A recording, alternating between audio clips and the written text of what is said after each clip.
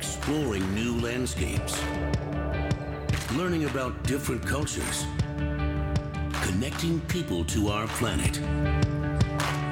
That is the power and the promise of travel. We believe in the power of exploration to change the world. People care about what they know, and they know what they can see and experience. There are more than 1 billion international tourists today. That number is predicted to double in the next 15 years. We live on this incredibly beautiful, diverse, and fragile planet. We have more ways to explore that planet, and with that comes an even greater responsibility. I want to work to make this place stay the way it is. We believe that we can help create a sustainable future for tourism and the planet. It's a story about hope and a new relationship of humans with nature. We can transform global tourism to be a positive force to help save our planet. Now is the time.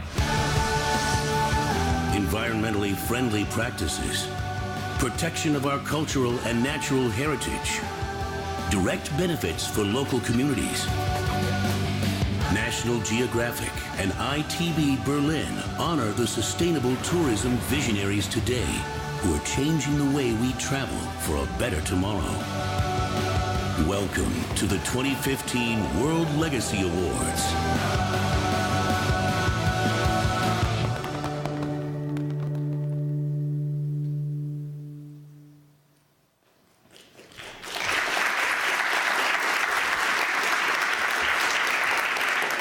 So, ladies and gentlemen, excellencies, a very warm welcome also from ITB side to the first ITB National Geographic World Legacy Awards.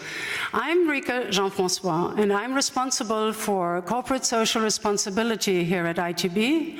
And we've been trying hard in the last years to get responsible thinking and sustainability into mainstream tourism. And so we are very happy to have partnered now with National Geographic because we think we can bring it to the next level. I think it's time really to bring it to the next level.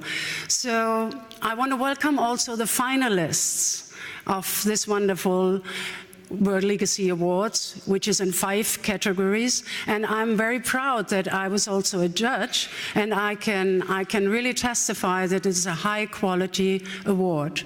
So I'm happy to, because I know that the finalists must be very excited by now and very curious. I won't talk anymore. I will just hand over to Costa Crest, who is the editor-in-large of National Geographic Traveler, and he's also the chairman of the World Legacy Awards.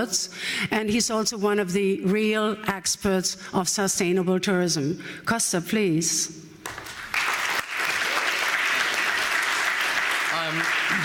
Ladies and gentlemen, first of all, thank you for coming. This event is also being live streamed globally as we speak right now and being seen around the world. Tonight, National Geographic will put a full feature on their website, and of course the next month's edition of National Geographic Traveler will also include, so there's a lot of things happening not only in this room, but also happening globally in relation to the World Legacy Awards. And I want to thank all of you who've come here today.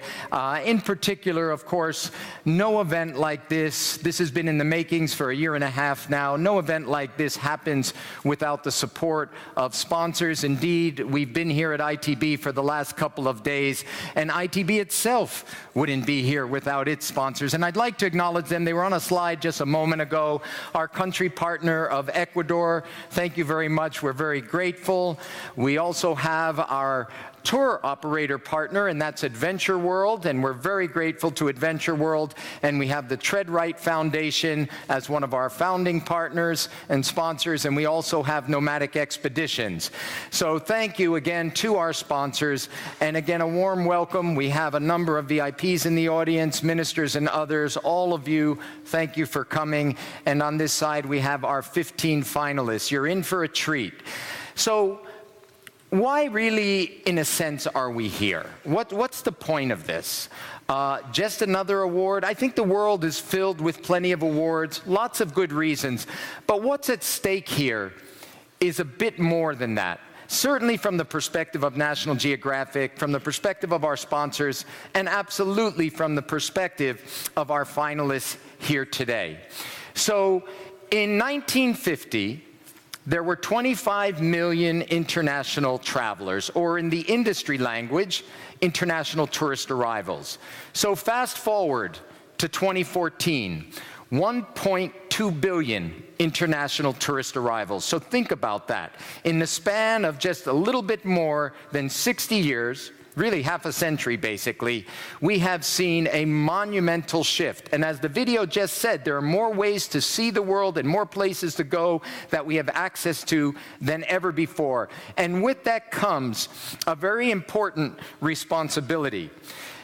Again, to put this in the context of the size of this thing called travel and tourism, 1 out of 7 people, according to the World Tourism Organization, the Secretary General mentioned this a couple of days ago, 1 out of 7 people in 2014 on the planet took an international trip. They traveled internationally.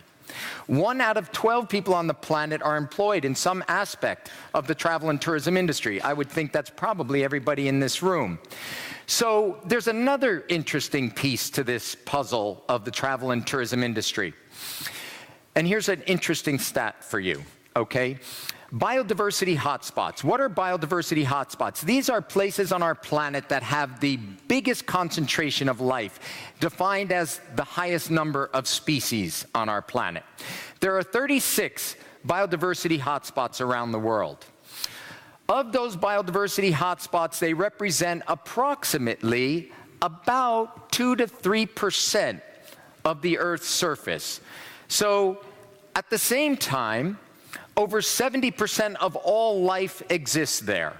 So when you think about it, about 4% of the Earth's surface contains over 70% of life. So why is that important? Why is that relevant to us?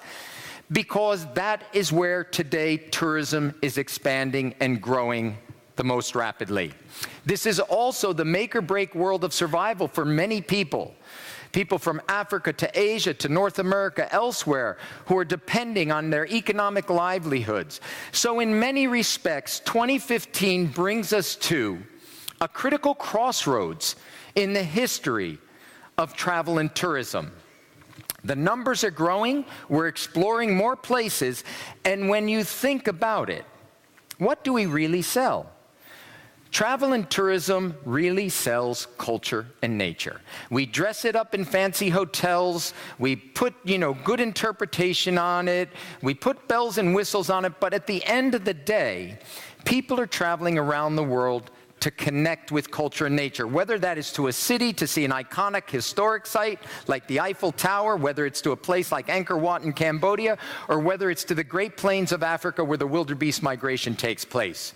So how tourism continues to grow and develop is critically important to the future of our planet, to the future of poverty alleviation, because I think most of us being well-traveled know that tourism can be an opportunity and tourism can be a threat. There are some places that I'm sure some of you have gone back to and said, oh gee, it's changed so much, and it didn't change for the better.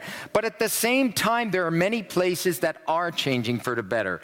And sometimes when I speak with university students, I tell them this is an incredibly exciting time to be part of the travel and tourism industry. We are rewriting the future of travel today, and that really gets to the heart of what the World Legacy Awards are about, because we are celebrating the visionaries of today who are changing the world of travel for the better tomorrow, for future generations, so that 100 years from now, people still can go on a Serengeti safari and see the last great land migration on Earth. They can still travel to Southeast Asia and see the Coral Triangle, the richest sea on our planet.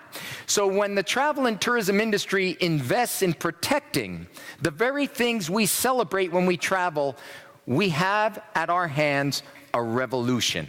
The question is not, does sustainable tourism work? It does, as evidenced by the 15 finalists you're going to hear about today and the winners of the World Legacy Awards. The question is, how far can we take it? How far can we take it to completely transform travel and tourism as we know it?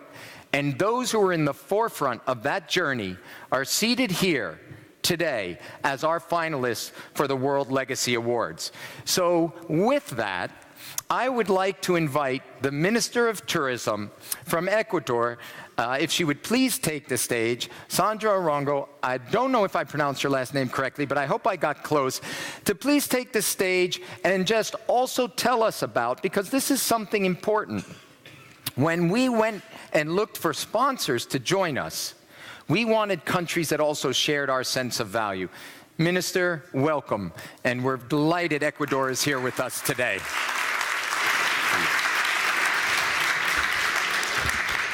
Well, good afternoon with everyone. Thank you very much, Costas. And it's very interesting what you said. And when we decided to partner with National Geographic for this event, that is exactly what we consider. What are the values that Ecuador has, and whether they were compatible or not with this proposal that National Geographic had for us.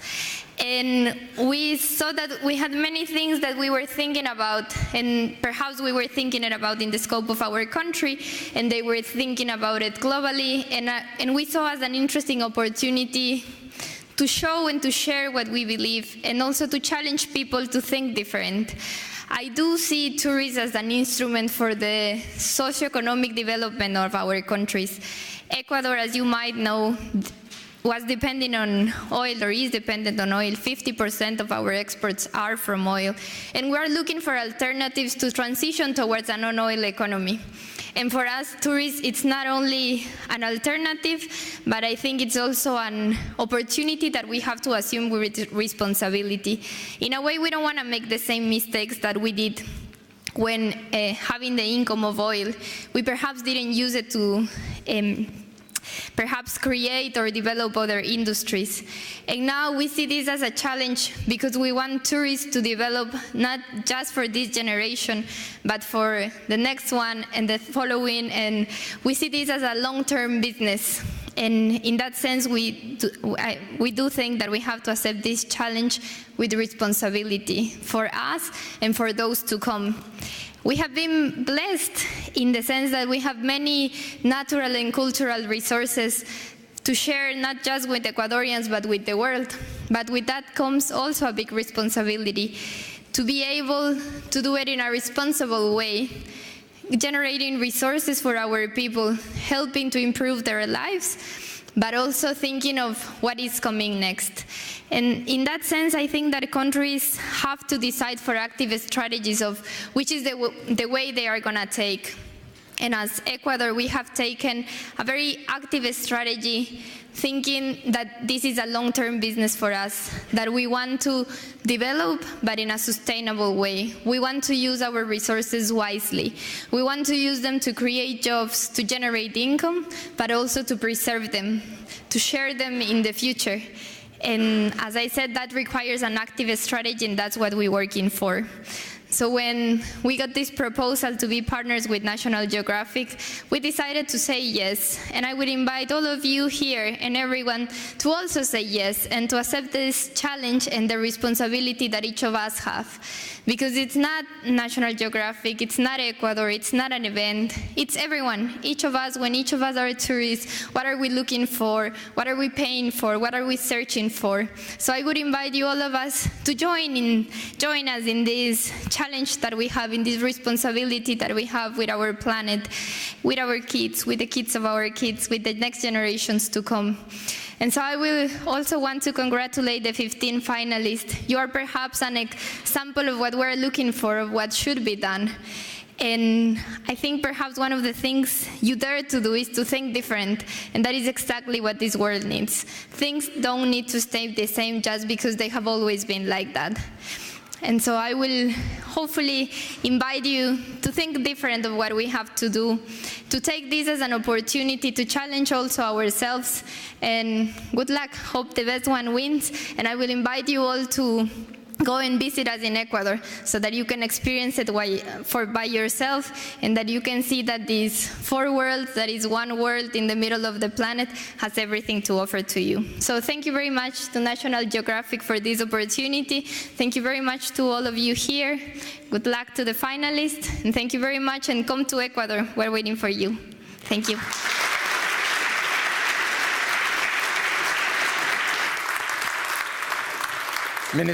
Minister, thank you very much. We're very grateful. All right, ladies and gentlemen, let's move on with our program.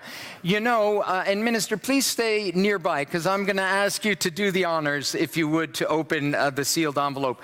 One of the challenges we had, of course, is keeping the winners confidential. No one knows them until the envelope. Very few people know them until the envelope is opened right here. Even inside National Geographic, it was very much on a need-to-know basis, and only a few people, even the president doesn't know of National Geographic. So anyway, let us go ahead and let's begin the program. And we'll start, of course, with our first award category, which is Conserving the Natural World. And Minister, just stand by here for a moment. We're going to introduce our finalists, and then we're going to proceed. So Conserving the Natural World category recognizes outstanding support for the preservation of nature, restoring natural habitat, protecting rare and endangered species, whether on land or in the oceans. So let's find out who our finalists are. To begin with, we have Beyond. Beyond is based in Africa, but they expand across the Indian Ocean into Asia as well, an experiential travel company dedicated to conservation. In 2013, Beyond successfully translocated 6 rhinos from its Pinda Private Reserve in South Africa into the Okavango Delta of Botswana as part of its Rhinos Without Borders initiative to help save this iconic species on the brink of extinction. Our second category finalist is Conservation Ecology Centre Australia, based in Cape Otway and working in partnership with the Great Ocean Eco Lodge. The centre is at the forefront of protecting threatened species native to Australia, including the celebrated koala, and I don't know how many of you have ever heard of a tiger quoll, but it is a very rare species in Australia, and it's one of the signature animals that indeed they are working to protect at the Conservation Ecology Centre. Our third finalist in the Conserving the Natural World category is Huilo Biological Reserve in Chile. Situated in the Andean Patagonian rainforest, Huilo is a private sector conservation and community development project that has protected over 250,000 acres of Patagonian old-growth rainforest, home to rare and endangered species. So, Minister, do us the honors, please, and tell us who this is, and then just announce right there. I have to confess, this is very exciting. The pressure is on. So, Conserving the Natural World, and the winner is Huilo Bioregion Reserve. Thank you. Thank you.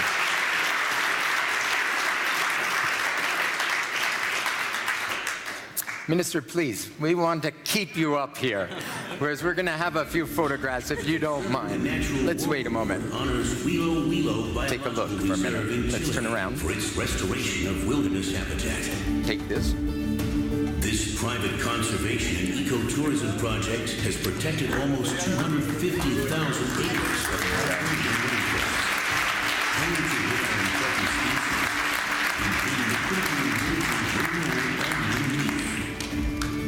Congratulations to Huilo Biological Reserve, the 2015 World Legacy Awards winner for conserving the natural world.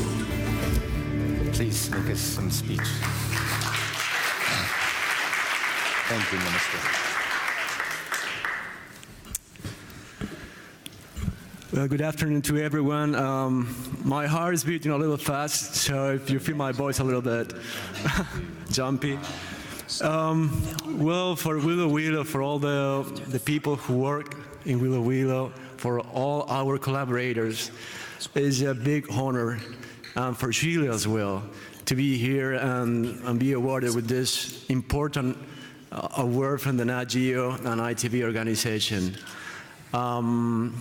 we say, personally, I believe that when we bring tourist people to these places, where life is going on with biodiversity, in some way we cure people. And at the same time, the people living in these zones have the opportunity to share their cultures with the visitors. So this award, I think, is not just for us, it's for everyone who's doing efforts in bringing people to these zones in any place of the world and conserving the nature and the place of on the earth as a good place to be. Thank you to everyone. Congratulations. Congratulations, Huilo. All right, let's go right on to our next award category, which is Sense of Place. And I'd like to invite Kim Conahan on the stage. Kim Conahan is the National Geographic Vice President of Travel to do us the honors when it's time to open the envelope. But let us meet first our Sense of Place criteria, what this category is about, and our three finalists. Recognizing excellence in enhancing cultural authenticity, including support for the protection of historical monuments, archaeological sites, indigenous heritage, and artistic traditions. In essence, we don't want tourism to conquer a destination. We want it to enhance it and bring out that sense of place. So let's go ahead and meet our finalists in this category. We have Fogo Island Inn. Designed to celebrate their rural heritage in Newfoundland, Fogo Island Inn works closely with local communities to support cultural heritage. Guests team up with community hosts who take them around the island into their homes to meet friends and family. So our next finalist is Cavallo Point Lodge. By transforming a historic military barracks into a thriving sustainable tourism lodge, the owners of Cavallo Point also restored an important national park landmark at the focal point of San Francisco's iconic Golden Gate Bridge. And our third finalist in this category is Guayhanas and Parks Canada. This partnership between the Haida people of British Columbia and Parks Canada includes an inventory of 500 ancient indigenous settlements and sacred sites, and working with community elders to record oral histories. So Kim, if you can handle the pressure, please. And the winner is Cavallo Point Lodge, Cavallo USA. Point Lodge. Yes. Thank you. So stay on stage. The Sense of Place Award honors Cavallo Point Lodge for transforming Fort Baker, a former military barracks, into a thriving, sustainable tourism lodge. This innovative partnership between the National Park Service, the lodge developers, local conservation organizations, and the municipality of Sausalito has preserved 17 historic buildings that are a landmark of San Francisco's heritage, and supported over 50,000 native plants grown from seed as part of Fort Baker's ecological restoration. Congratulations to Cavallo Point Lodge, the 2015 World Legacy Awards winner for Sense of Place. Please.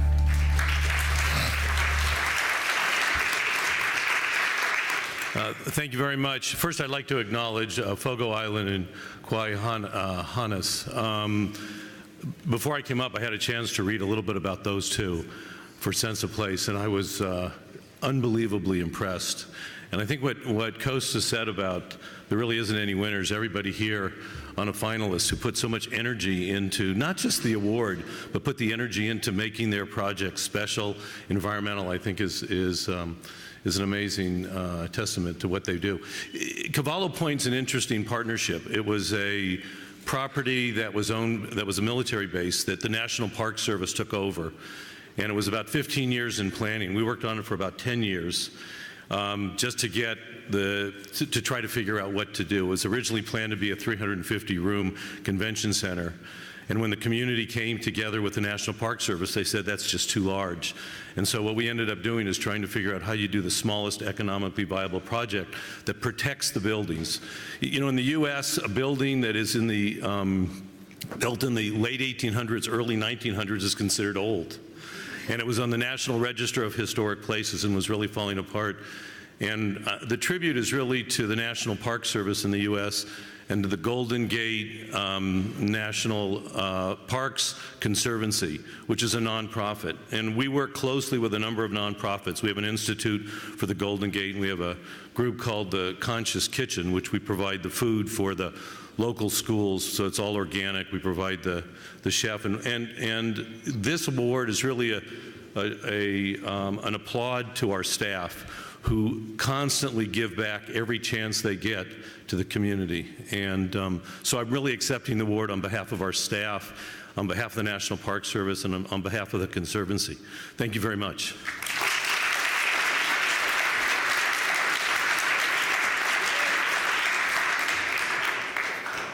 All right.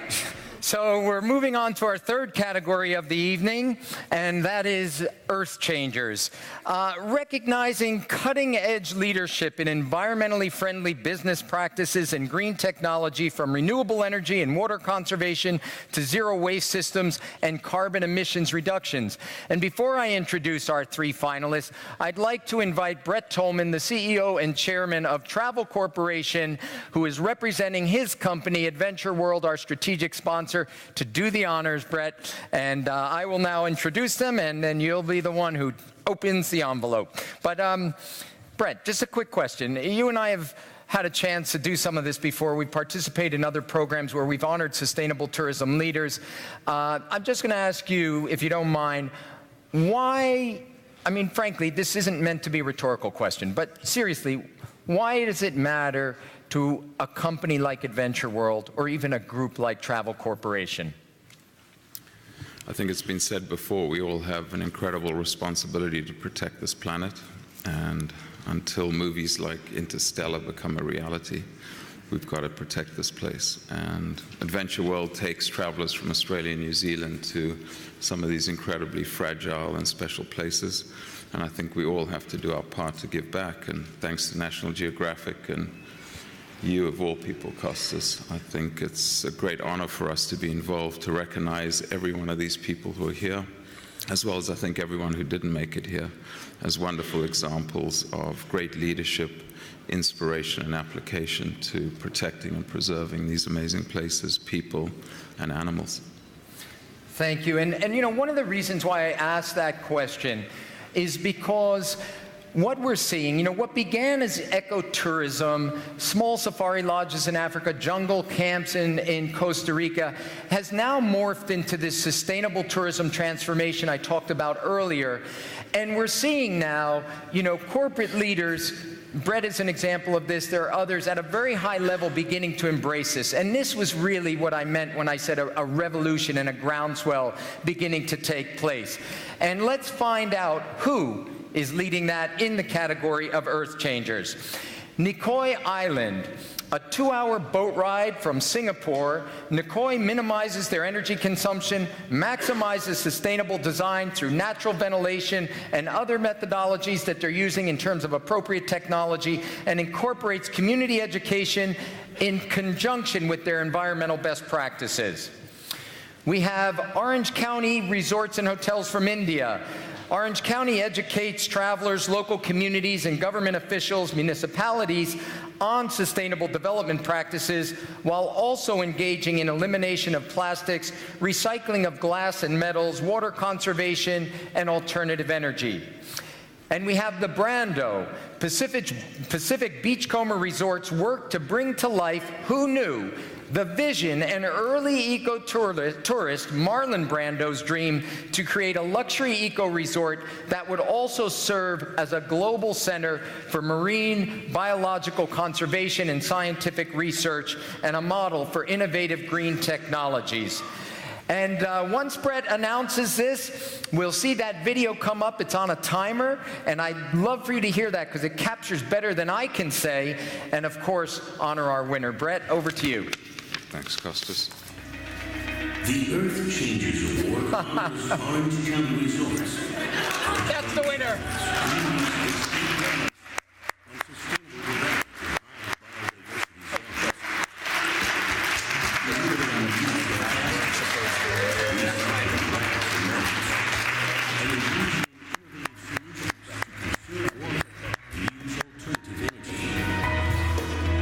Congratulations to Orange County Resorts, the 2015 World Legacy Awards winner for Earth Changers.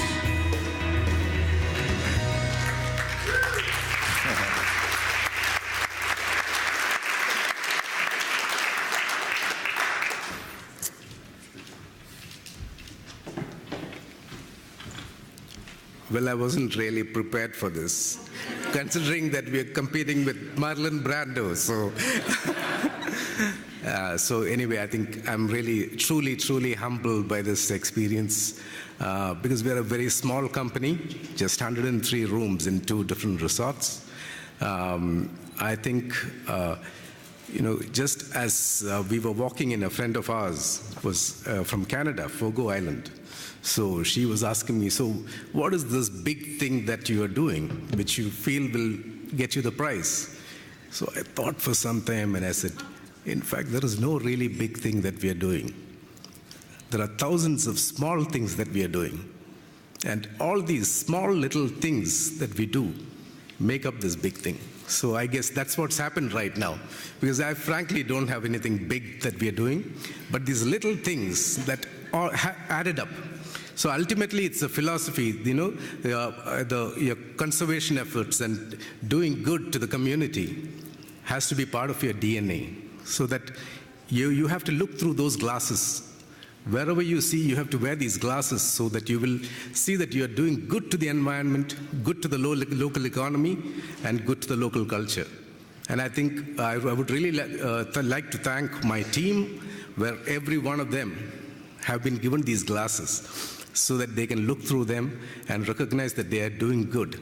And at the end of the day, doing great by doing good. Thank you.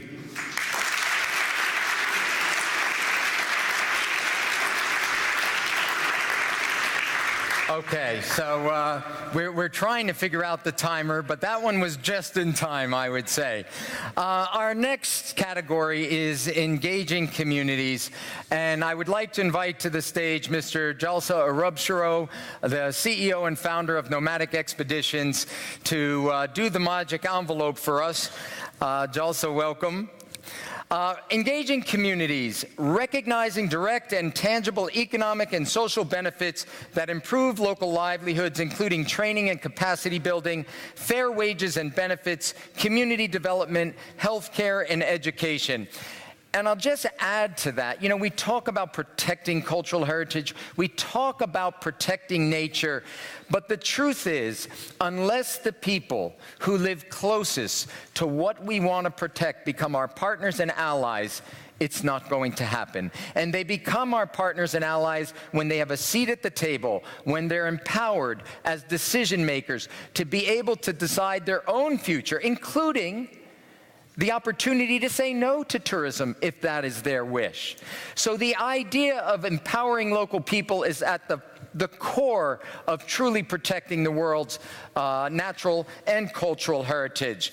So let's go ahead and meet our finalists in this category. Feinan Eco Lodge. All staff at Feinan are from the rural Bedouin communities who have been trained in hospitality management. In addition, 80% of lodge supplies come from nearby areas to advance the local economies.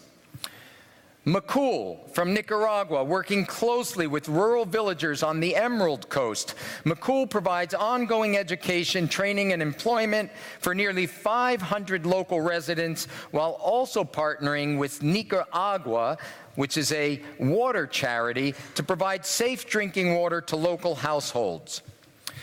Tropic Journeys. Tropic Journeys started 20 years ago working with the indigenous Huaorani people. Today, the Huaorani Eco Lodge is owned by the Huaorani people themselves, who set their own wages and share their skills that they've learned through tourism with other indigenous communities in the Amazon. So, Jalsa? The winner is Tropic Journeys. Tropic Journeys. Nature.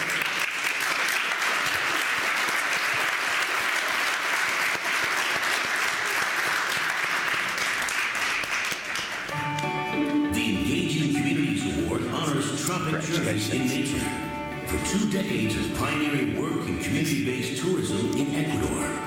In partnership with the indigenous Waorani people of the Amazon. Today, Waorani Eco-Lodge is managed entirely by the Waorani people who set their own wages and share their business skills with other local communities. Congratulations to Tropic Journeys in Nature, the 2015 World Legacy Awards winner for engaging communities. Congratulations.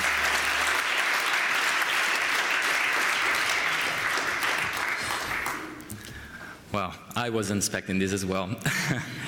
Thank you very much. It's a real honor to be here.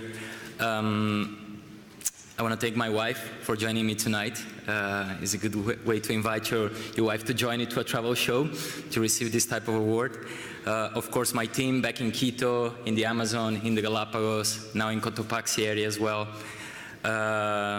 Ecuador for being part of this initiative, and what a great representation we got from Sandra. Thank you. I really don't know where to start. I think all of the candidates and all of the winners being speaking about local communities. Without them, it's impossible to do this business. You know, my wife told me the other day, well, what is this business all about? And I said, well, you know, it's basically finding the right partners. And local communities are the owners of the cultural resources that Costas was speaking earlier. But they are not just resources, they are partners. And they have to be part of the business. If you don't start considering them part of the business, we don't have the sustainable development model that we're all aiming to and daring to or be challenged to apply to our models and business models.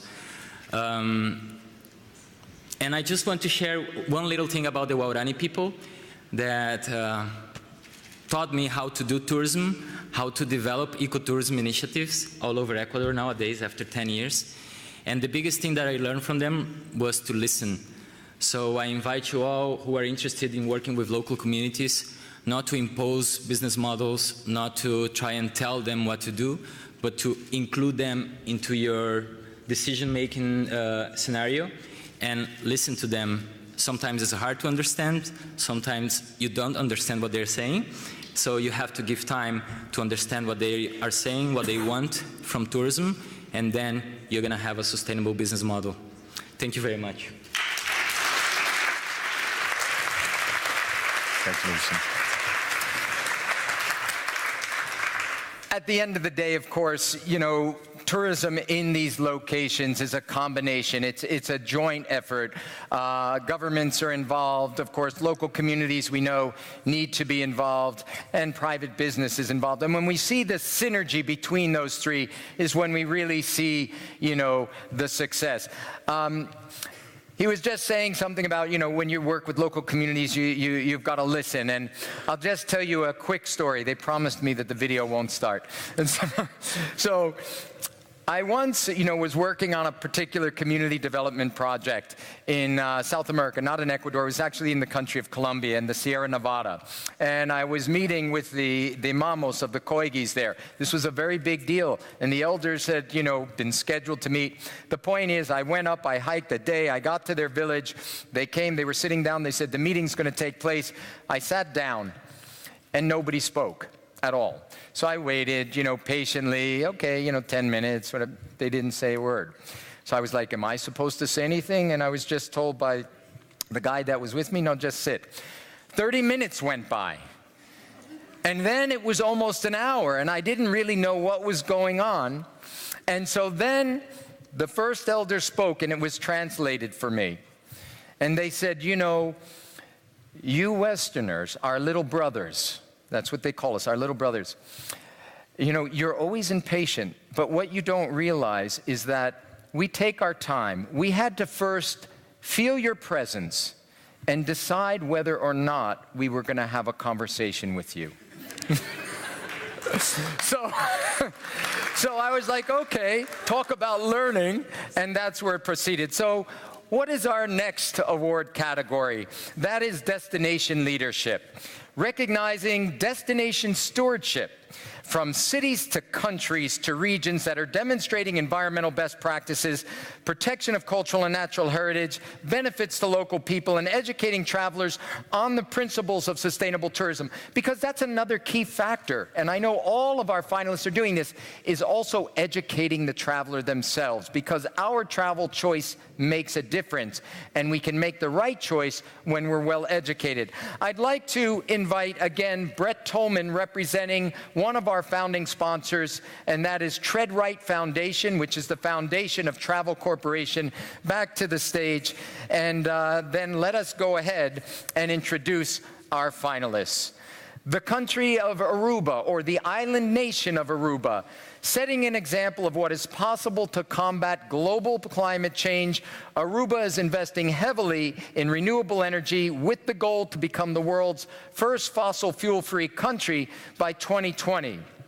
I thought that was interesting for one reason, because, you know, Aruba is, I don't know how many kilometers off the coast of Venezuela. It's not far. It's like you can almost throw a stone. So you have this tiny little nation that wants to go fossil fuel free next to one of the world's largest oil producers. Interesting. Delaware North at Yosemite. Delaware North is a company that works in concessions in national parks, and Yosemite, of course, is an iconic park in the United States. Their Green Path program at Yosemite adheres to 5 key sustainability indicators, including healthy food, healthy living, guest education, environmental stewardship, and green operations. Our third finalist, Val d'Aran, Spain, a public-private partnership in the Central Pyrenees Mountains of Catalonia. Val d'Aran works with local villagers to safeguard their traditions and works with wildlife researchers to protect iconic species, rare, for example, in Europe, such as the European brown bear and others. Okay, Brett, over to you. The winner is Aruba. Aruba, okay, thank you.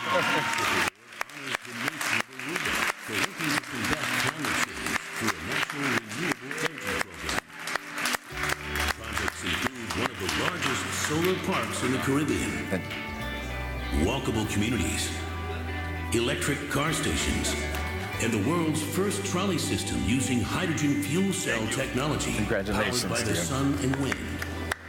Aruba has set the goal of becoming the world's first fossil fuel-free country by 2020. 6 other Caribbean nations have now adapted the Aruba model. Congratulations to the nation of Aruba, the 2015 World Legacy Awards winner for Destination Leadership. Thank you. Please, this is a Minister of Infrastructure. You know, interesting, because so often we hear ministers of tourism and the important role they play. But I guess when it comes to making sustainability work, there's a reason why the Minister of Infrastructure is here, so please. Thank you. Thank you, ladies and gentlemen. Bon tardi, as we say in Aruba. Good afternoon. And it is an honor for the people of Aruba, for the government of Aruba, Prime Minister Ayman, Minister of Tourism, Mr. Audibert, to receive this honor on behalf of the people of Aruba. As you know, Aruba is a very small island close to the coast of Venezuela, in the center of the Caribbean, and we live from tourism. Our first main income is tourism. But we have realized in 2010 that we cannot continue to do business as usual. We cannot give a piece of land for another 5-star hotel without taking in consideration the nature, the environment, the people who live there, the well-being of the people. So we change our mentality to be 100% sustainable by 2020. Our Prime Minister has signed with the United Nations a code that we will be in 2020 100% sustainable as an island nation in the Caribbean. So the end for Aruba is to reach 2020 where all human beings, all the people, the folks who live in Aruba, is happy with the environment, is happy with the economic development, with our guests, with our tourism who's come to Aruba. We are happy to have them there, to join Aruba in this effort for 2020 to be 100% sustainable. If Aruba can do it, the rest of the world can do it. So we invite you, join us to reach this goal by 2020, be 100% sustainable, so we can demonstrate the world that yes, we can, as a world, to be sustainable 100%. Thank you very much on behalf of the people of Aruba. Thank you to National Geographic for this event, and keep up the good work. Thank you. Congratulations, Minister. Well, speaking of following, it's interesting to note when, I want to tell you a minute about the judging process, because when our judges researched the finalists, they found something else out, and that is that what's happening in Aruba has now been adopted by 6 other Caribbean nations, and they're calling it the Aruba model. So that sense of spreading is already taking place. We have some judges in the audience here, but all told, we had 18 international judges from all around the world. These truly are a global award.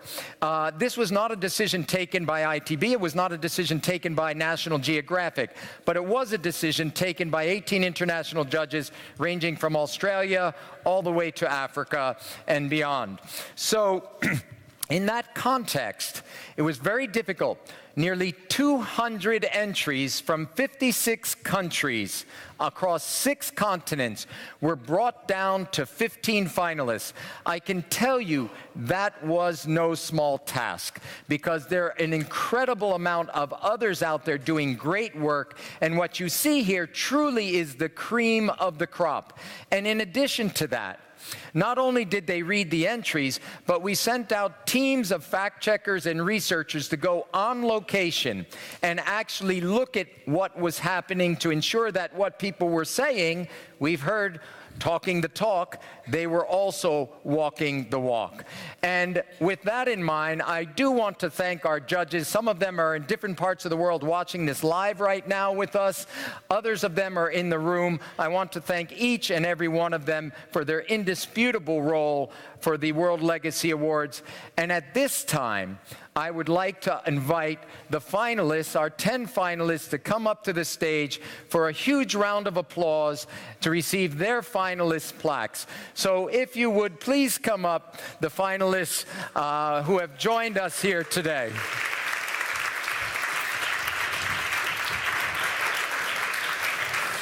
Let's do this together, and we'll hand them out. So we're just going to hand these out, and then we're going to go from there. We have different ones for different people, and we're going to have a few photographs as well. Sorry, it takes a moment to do this. It's like graduation, right, in that sense? There we go. And right here, who's from Mark? Yeah. There you are.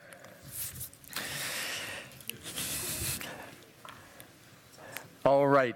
Ladies and gentlemen, let's have a tremendous round of... These folks are heroes. They really are.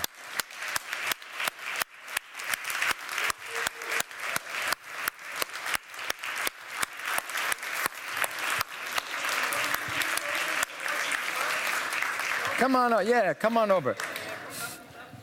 Join us, come up. Let's get it. While they're getting situated, I'd like to invite any of our judges in the audience. I know there's a few of you, along with Rika from ITB.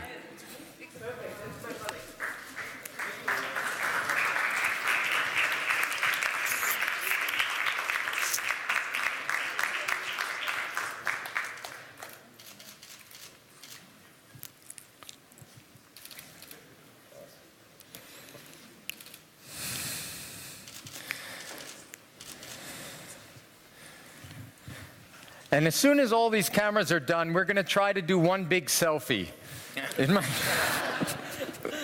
Great. Oops, I'm sorry. Please. Hey, I was wondering if you were here. Please. That's better. There we go. Now we got the professionals here.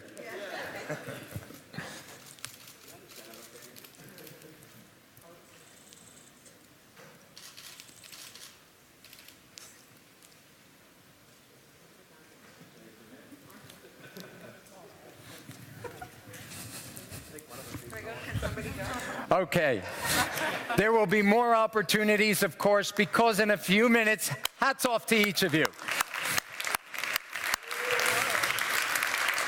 In a few minutes, we're actually going to have a reception outside where you'll be treated to some beverages of your choice.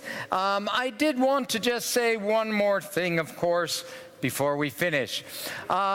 The country of Ecuador and the minister, of course, who graced our presence here at the beginning of our World Legacy Award session, would like to leave you with a video and the lyrics to a song that I think at least some of you probably have heard before. So without further ado, please watch this video of Ecuador, and then we invite all of you to enjoy some wonderful, wonderful drinks outside.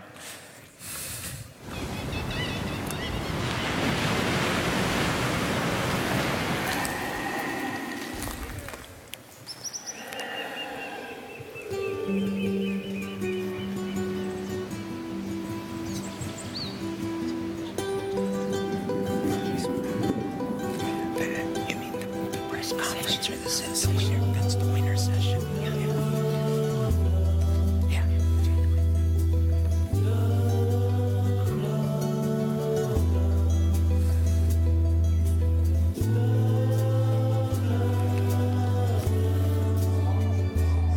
Okay, yeah, we'll be out there in just a few minutes.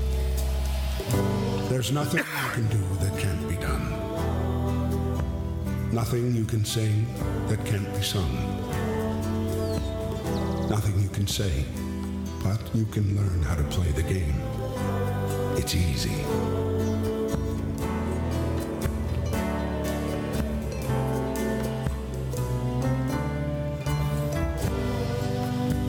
There's nothing you can make that can't be made.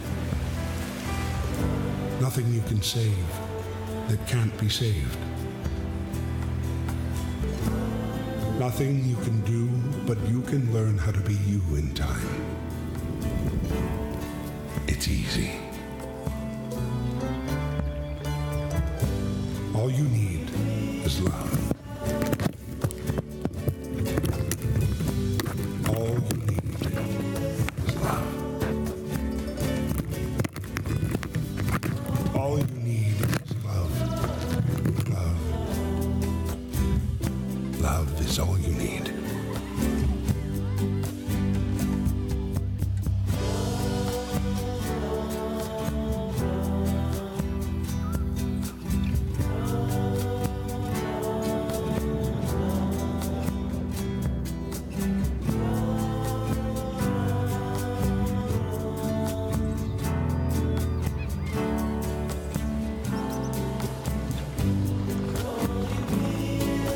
All you need is love.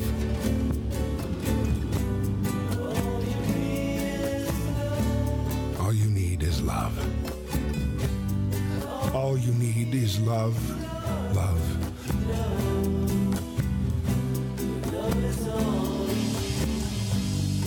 Love is all you need. There's nothing you can know that isn't known. Nothing you can see that isn't shown. Nowhere you can be that isn't where you're meant to be. It's easy. Like nowhere else, all in one place, so close. All you need is Ecuador. Ecuador is all you need.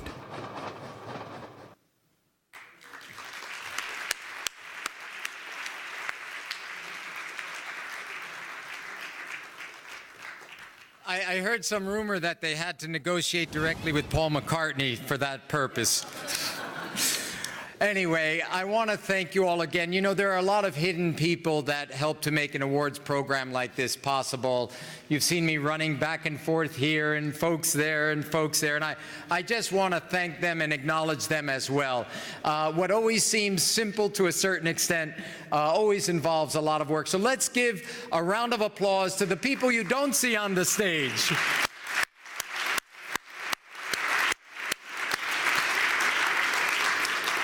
Tomorrow, as part 2 of our event here, we will have a session at 11:30, which is entitled, "What Does It Take to Be a Sustainable Tourism Leader in the World Today?" And that will be a panel discussion with our 5 winners, and in the audience will also be our judges and our finalists, and we look forward to a great interactive conversation. So any of you who want to hear details and have a chance to also ask questions, we encourage you to come to that. And for now, after a long and busy day, thank you again for coming. Please be our guests. Enjoy some wine and other drinks outside the doors. And come back next year for 2016. Thank you.